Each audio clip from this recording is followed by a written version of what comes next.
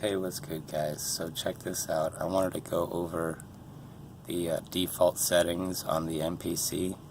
So right whenever you get your MPC and you unbox it and you turn it on, I have mine set like this.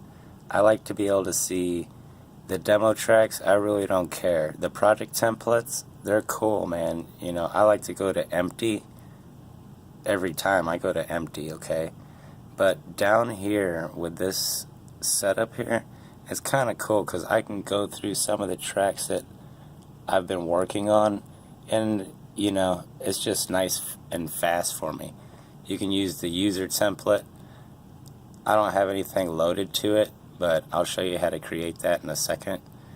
Again, I just hit up the empty project. I like that setup. By default, if you go to this, your preferences, and then you go to your project defaults right here. I like my sequence bars at 8. They come stock at 2. Okay, this is what it looks like when you get it. It comes at 2, and then this here is just on demo. You can turn it off so it just starts on a brand new empty project every time. But if you like to use those and you like that to where you can just call up what flavor you want to use real quick when it starts up, I could deal without the demo, but the templates in recent, that's kind of cool. So I like that because I like to be able to see the work that I've done on there. And if I'm like, oh yeah, I forgot about that, and I click on it, I'll be able to work with it, especially if it's not in a song yet. So, and then I go 8 bars, okay? So I just set mine like this.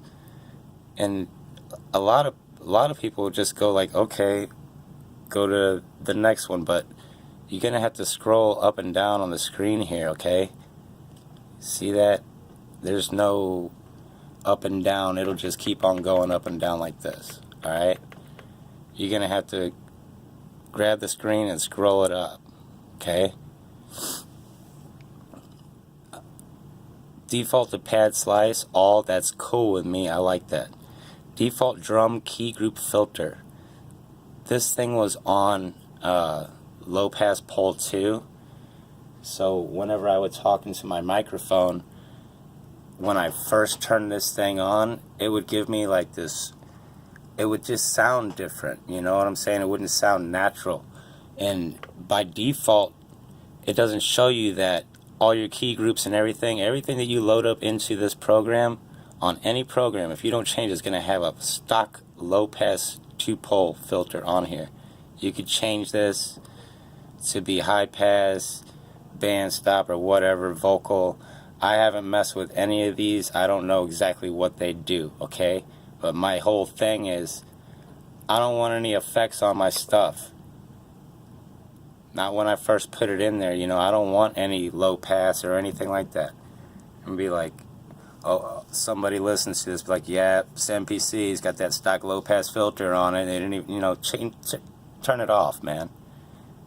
And remember, scroll up and down on the screen, because like I say, like, we'll go to project load save, alright? This template, I named it Poli Popo.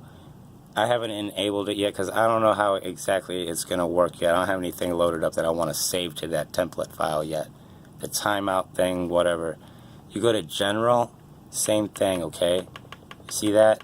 You hit this down up arrow all day long on the MPC, and program change. This is all MIDI stuff. It's still not gonna, okay, it's a lot of MIDI stuff here. I'm not gonna get into it, but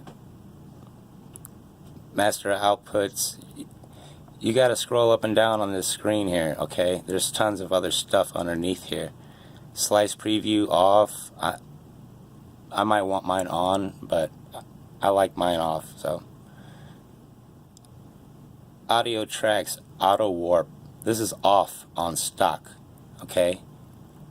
And I like it on because if I'm sampling in real time and I want to drop something into a beat, I want it to automatically do that. I don't want to have to be like, okay, I'll auto warp it, but then again, you know, it's got its ups and downs. So stock, it comes off. I turned mine on because I wanted to audio tracks to be auto warped. Okay, my beat per minute detection, you can change all this.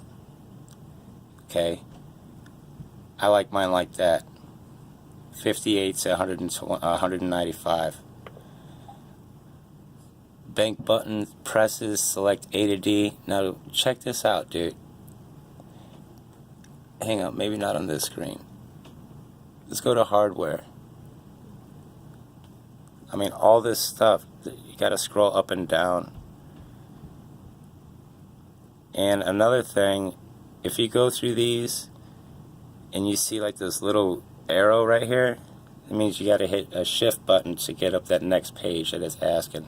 You hit shift, it'll hit info. See that? And that shift button lights up. That's all it's asking you to do. For info, you know, it's telling me that I need to update. I'm running 2.2.0. The 2.2.1's up. All I gotta do to update is connect this to the computer and hit that button. Alright, and it does it. That's my code, man. Don't be messing with my code. And again, there's a lot of stuff. You just got to scroll up and down on here to, you know, there's no scrolling around. You know what I'm saying? You gotta actually drag up and down the screen on this preferences thing. I just wanted to go over that, and I don't have my MIDI synced or anything like that, but under the preferences, I don't receive or nothing. MIDI is a beast on this thing, and it's a little hard to tackle for me, but I'm getting it. So I got my project load save. I'm going to save those to my user templates, project defaults, 8 bars, all that stuff. You know, remember to scroll up and down. Turn that default drum key group filter off. You know, that's a big thing. Anybody that's making beats on here, the last freaking 20 beats that I've made on this thing all have it on that low pass 2 filter, so they're all gonna sound the same. Just wanted to go over that, and I'm gonna throw some beats together, and that's about it. Right on.